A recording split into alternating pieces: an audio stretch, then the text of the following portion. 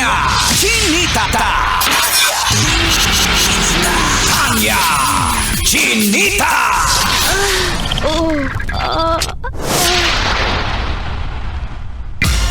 Sino? Ako?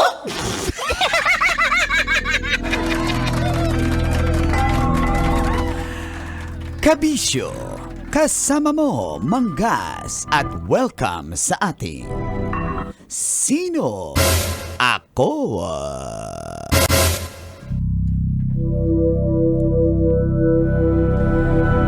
Viral ngayon ang isang kandidato para sa pagiging Mr. Pampanga 2026. Siya ay walang iba kundi si RJ Perkins.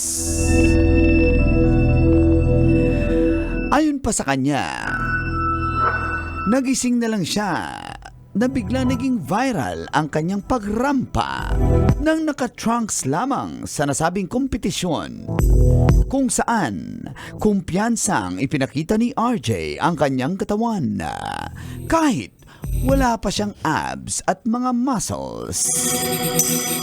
Marami rin pumuri sa kanya sa pag-promote ng body positivity at anilay pag-break ni RJ ng standards na dapat matipuno, may mga muscle ang katawan ng mga kandidato. Ayon naman kay RJ, magsisimula daw sa sarili ang pag-appreciate kung kaya't yun ang gusto niyang ipaiwatig sa lahat. Pogi si RJ, kaso nga lang hindi siya ganoon ka-sexy. Kabisyo, ano ang masasabi mo? Sino? Ako? Kailangan pa bang i-memorize yan?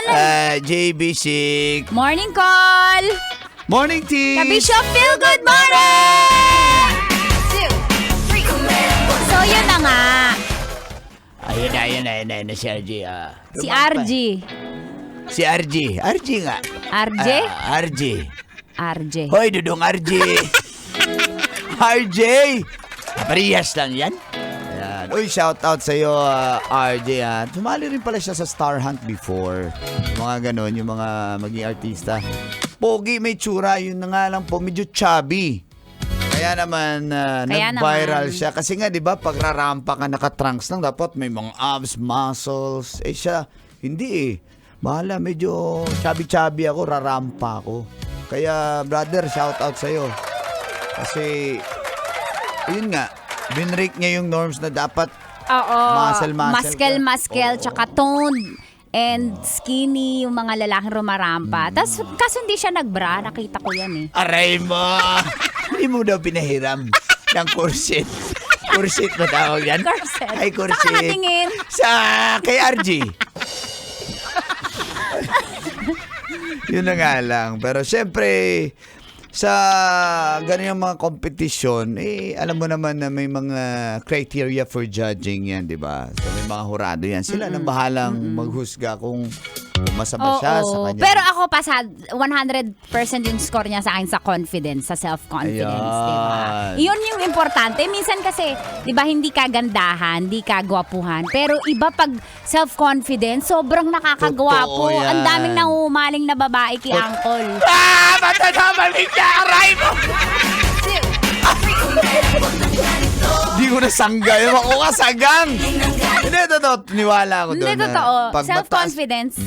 kahit gaano ka pa ka-pogi or ka-gwapa or maganda, pero yung shy type ka, nandun ka lang. Naalala ko lang, sorry speaking from experience, hindi ganito yung self-confidence ko before. Oo, parang mahihain ka pa nga eh. Mahihain siya bilang introvert. Oo, introvert. And also, sabi ko, parang okay na sa akin diyang pagilid-gilid. Oo. Pero nung in-embrace ko yung femininity ko at na-appreciate ko yung all features sa akin, Katawan mo. oo.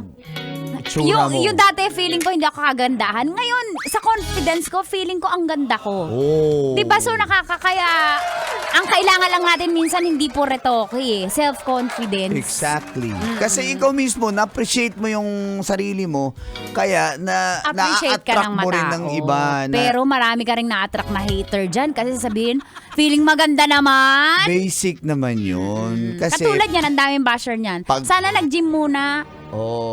pero ikaw, kaya mong rumampa na kaganyan? Wala, Oo, hindi. wala ka. Wala naman pala kayo eh. Ako, pasalamat na lang si RJ di ako sumali dyan sa Mr. Pampanga na yan. Kasi hindi nga ako taga Pampanga.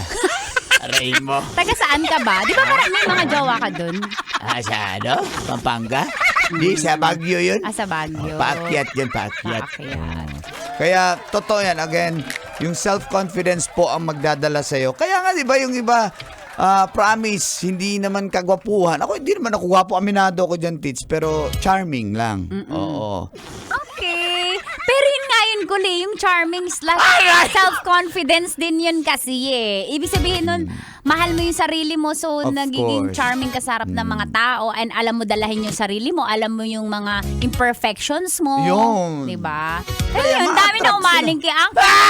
Paulit-ulit! Paulit-ulit!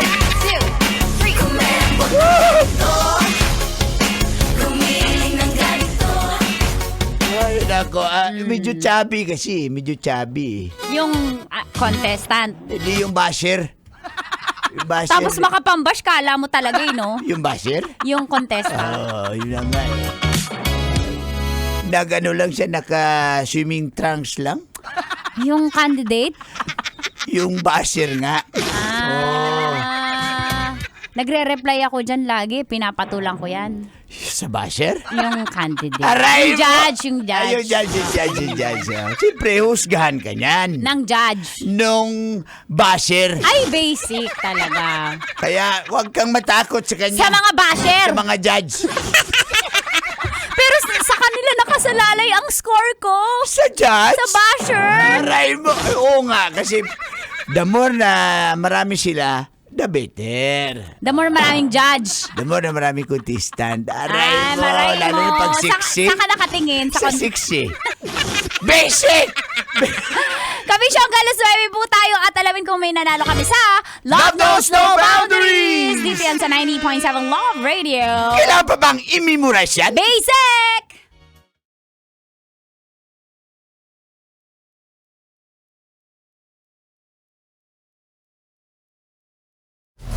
Metro's number one, Love Radio.